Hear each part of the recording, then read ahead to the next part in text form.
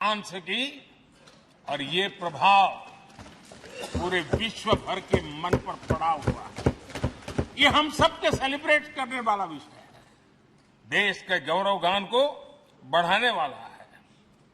और जैसा आपने उल्लेख किया, भारत इस बात के लिए गर्व करेगा, जब भारत अध्यक्ष रहा उस समय अफ्रीकन यूनियन इसका सदस्य बना। मैं उस इमोशनल पल को भूल नहीं सकता जब अफ्रीकन यूनियन की घोषणा हुई और अफ्रीकन यूनियन के प्रेसिडेंट उन्होंने एक इंटरव्यू में कहा कि मेरे जीवन में ऐसी पल थी शायद मैं बोलते बोलते रो पड़ूंगा। आप कल्पना कर सकते हैं कि कितनी बड़ी अपेक्षा और आशाएं पूरी करने का काम भारत के भाग्य में आया।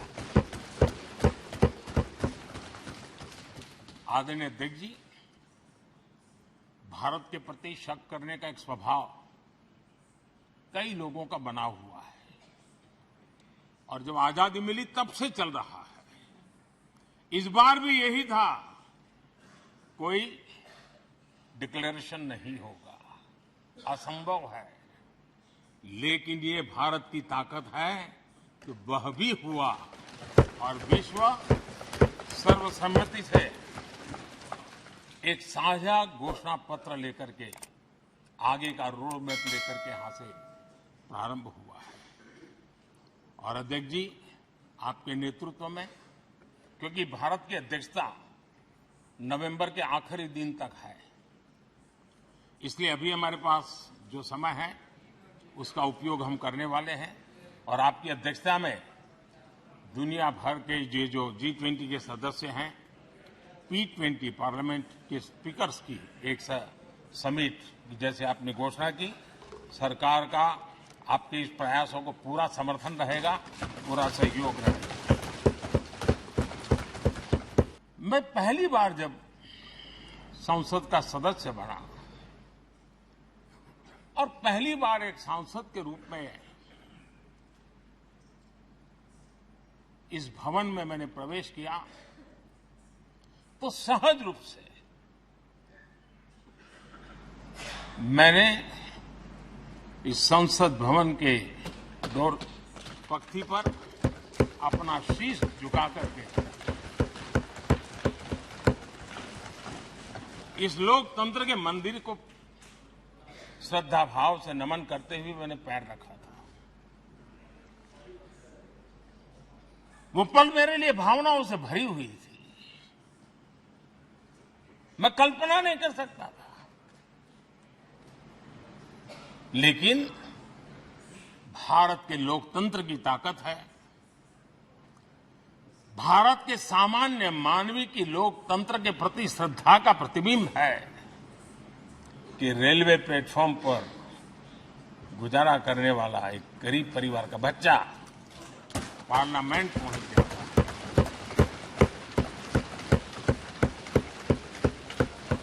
मैंने कभी कल्पना तक नहीं की कि देश मुझे इतना सम्मान देगा, इतना आशीर्वाद देगा, इतना प्यार देगा। सोचा नहीं था अध्यक्ष। लोकतंत्र का ये सदन, आतंकी हमला हुआ, पूरे विश्व में यह आतंकी हमला एक इमारत पर नहीं था,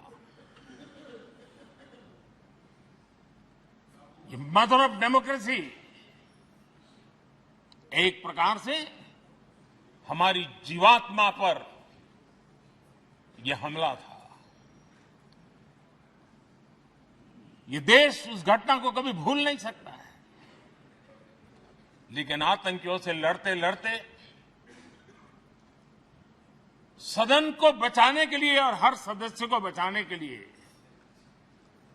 जिन्होंने अपने सीने पर गोलियां झेली, आज मैं उनको भी नमन करता हूं। इन 75 वर्षों में हमारी संसद ने जन भावनाओं की अभिव्यक्ति का भवन भी बना दिया। यहां जन भावनाओं की पुरजोश अभिव्यक्ति और हम देखते हैं, राजेंद्र बाबू से लेकर डॉक्टर कलाम, रामनाथ कोविंद और अभी द्रौपदी मुर्मू जी, इन सब के संबोधन का लाभ हमारे सदनों को मिला है, उनका मार्गदर्शन मिला है। आदरणीय अध्यक्ष जी, पंडित नेहरू जी, शास्त्री जी, वहां से लेकर के अटल जी, मनमोहन सिंह जी तक एक बहुत बड़ी श्रृंखला जिसने इस सदन का नेतृत्व किया है और सदन के माध्यम से देश को दिशा दी है, देश को नए रंग रूप में ढालने के लिए उन्होंने परिश्रम किया है, पुरुषार्थ किया है। आज उन सबका गौरवगान करने का भी अवसर है। आदरणीय अध्यक्ष जी, सरदार वल्लभ भाई पटेल, लोहिया जी, चंद्रशेखर जी, आडवाणी जी, न जाने अनगिनत नाम, जिन्होंने हमारे इस सदन को समृद्ध करने में, चर्चाओं को समृद्ध करने के लिए, देश के सामान्य से सामान्य व्यक्ति की आवाज को ताकत देने का काम इस सदन में किया है। विश्व के भी अनेक राष्ट्राध्यक्षों ने हमारे इन सदनों को संबोधित करने का भी अवसर आए हैं और उनकी बातों में भी भारत के लोकतंत्र के प्रति आदर का भाव व्यक्त हुआ है। आदरणीय अध्यक्ष जी, उमंग उत्साह के पल के बीच भी कभी सदन की आंख से आंसू भी बहे। ये सदन दर्द से भर गया जब देश को 3 अपने प्रधानमंत्री उनको अपने कार्यकाल में ही खोने की नौबत आई, नेहरू जी, शास्त्री जी और इंदिरा जी। तब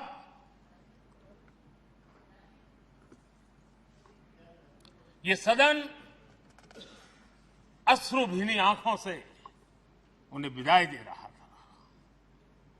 आदरणीय अध्यक्ष जी, अनेक चुनौतियों के बावजूद भी हर स्पीकर ने, हर सभापति ने बेहतरीन तरीके से दोनों सदनों को सुचारू रूप से चलाया है और अपने कार्यकाल में उन्होंने जो निर्णय किए, वो निर्णय मावलंकर जी से काल से शुरू हुए हो या सुमित्रा जी के कालखंड के हो या बिरला जी के, आज भी उन निर्णयों को रेफरेंस पॉइंट माना जाता है। ये सही है कि हम जनप्रतिनिधि अपनी अपनी भूमिका निभाते हैं, लेकिन सातत्यपूर्ण तरीके से हमारे बीच जो एक टोली बैठती है, उनकी भी कई पीढ़ियां बदल गई है। कभी कागज लेके दौड़ के आते हैं, उनका भी योगदान कम नहीं है।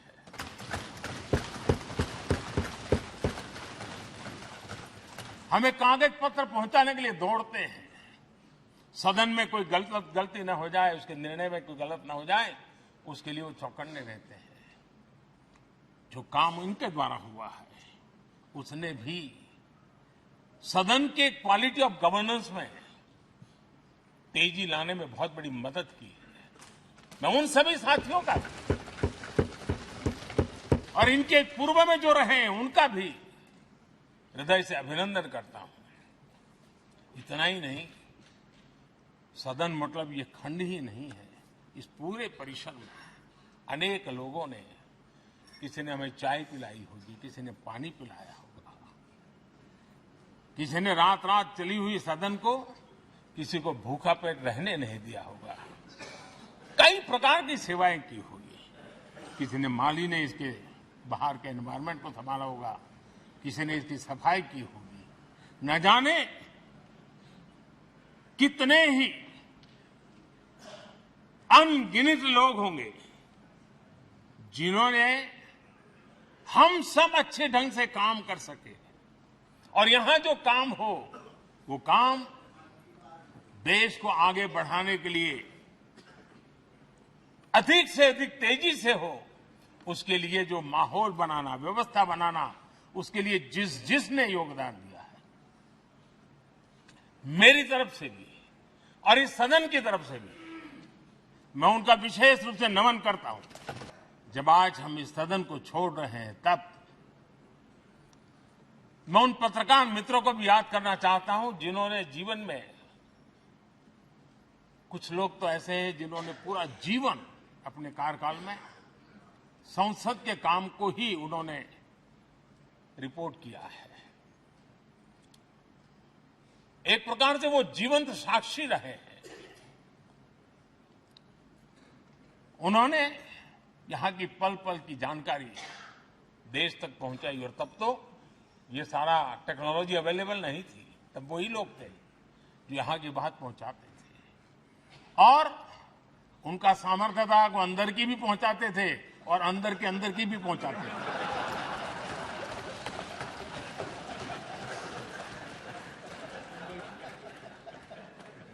और मैंने देखा कि ऐसे पत्रकारिता जिन्होंने संसद को कवर किया, शायद उनके नाम जाने नहीं जाते होंगे, लेकिन इनके काम को कोई भूल नहीं सकता है। और खबरों को लिए नहीं, भारत की इस विकास यात्रा को संसद भवन से समझने के लिए उन्होंने अपनी शक्ति खपा दी थी। आज भी पुराने जो पत्रकार मित्र मिल जाते हैं और जिन्होंने कभी संसद को कवर किया हो, तो ऐसी अननोन चीजें बताते हैं जो उन्होंने अपनी आंखों से देखी होती है, कान से सुनी होती है, जो अचरज करने वाली होती है। यानी एक प्रकार से जैसी ताकत यहां की दीवारों की रही है, वैसा ही दर्पण उनकी कलम में रहा है, और उस कलम ने देश के अंदर संसद के प्रति, संसद सदस्यों के प्रति एक अहोभाव का भाव जगाया है। अध्यक्ष महोदय, ये वो सदन है जहां कभी भगत सिंह, बटुकेश्वर दत्त, उन्होंने अपनी वीरता सामर्थ्य से अंग्रेज सल्तनत को जगा दिया था बम का धमाका कर। वो बम की गूंज भी जो देश का भला चाहते हैं उनको कभी सोने नहीं देती। आदरणीय अध्यक्ष जी, ये वो सदन है जहां पंडित जी को इसलिए भी याद किएगा, अनेक बातों के लिए याद करेगा, लेकिन हम जरूर याद करेंगे इसी सदन में पंडित नेहरू का at the stroke of midnight की गूंज हम सबको प्रेरित करती रहेगी। और इसी सदन में अटल जी ने कहा था, वो शब्द आज भी गूंज रहे हैं इस सदन में, सरकारें आएगी जाएगी, पार्टियां बनेगी बिगड़ेगी, लेकिन ये देश रहना चाहिए।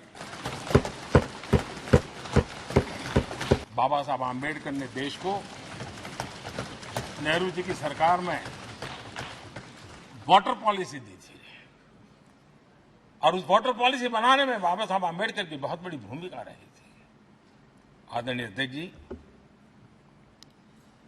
हम ये जानते हैं कि भारत में बाबा साहब आम्बेडकर एक बात हमेशा कहते थे कि भारत में सामाजिक न्याय के लिए भारत का औद्योगिकरण होना बहुत जरूरी है, क्योंकि देश के दलित पिछड़ों के पास जमीन ही नहीं है, वो क्या करेगा? औद्योगिकरण होना चाहिए। और बाबा साहब इस बात को मान करके, डॉक्टर श्यामा प्रसाद मुखर्जी जो पंडित नेहरू के मंत्री थे, उन्होंने इस देश में, और पहले वाणिज्य मंत्री के रूप में और उद्योग मंत्री के रूप में, उन्होंने इंडस्ट्री पॉलिसी इस देश में लाई थी।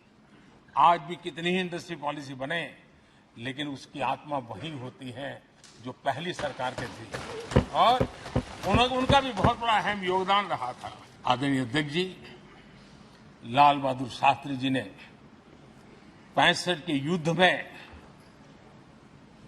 हमारे देश के जवानों में का हौसला बुलंद करना, उनके सामर्थ्य के लिए को पूरी तरह राष्ट्र में झोंक देने की प्रेरणा इसी सदन में से दी थी लाल बहादुर शास्त्री का। और यहीं पर उन्होंने ग्रीन रिवॉल्यूशन के लिए एक मजबूत नींव लाल बहादुर शास्त्री जी ने रखी थी। आदरणीय अध्यक्ष जी, बांग्लादेश की मुक्ति का आंदोलन और उसका समर्थन भी इसी सदन ने इंदिरा गांधी के नेतृत्व में किया था। इसी सदन ने इमरजेंसी में लोकतंत्र पर होता हुआ हमला भी देखा था और इसी सदन ने भारत के लोगों की ताकत को एहसास कराते हुए मजबूत लोकतंत्र की वापसी भी इसी सदन ने देखी थी। वो राष्ट्रीय संकल्प भी देखा था, ये सामर्थ्य भी देखा था। आदरणीय अध्यक्ष जी, ये सदन इस बात का हमेशा ऋणी रहेगा क्योंकि इसी सदन में हमारे पूर्व प्रधानमंत्री चरण सिंह जी ने ग्रामीण मंत्रालय का गठन किया था, रूरल डेवलपमेंट मिनिस्ट्री। इसी सदन में मतदान की उम्र 21 से 18 करने का निर्णय हुआ था और देश की युवा पीढ़ी को इसका योगदान देने के लिए प्रेरित किया गया, उत्साहित किया गया था। हमारे देश ने गठबंधनों की सरकारें देखी, पीपी सिंह जी हो, चंद्रशेखर जी, और बाद में एक सिलसिला चला। लंबे अरसे से दिशा में देश जा रहा था, आर्थिक नीतियों के बोझ तले देश दबा हुआ था, लेकिन नरसिम्हा राव की सरकार थी जिन्होंने हिम्मत के साथ पुरानी आर्थिक नीतियों को छोड़ करके नई राह पकड़ने का फैसला किया था, जिसके आज देश को परिणाम मिलते हैं।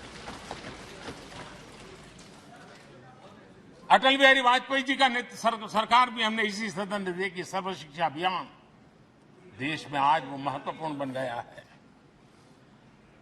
आदिवासी कार्यालय मंत्रालय अटल जी ने बनाया, नॉर्थ ईस्ट का मंत्रालय अटल जी ने बनाया, न्यूक्लियर टेस्ट भारत के सामर्थ्य का परिचायक बन गया। और इसी सदन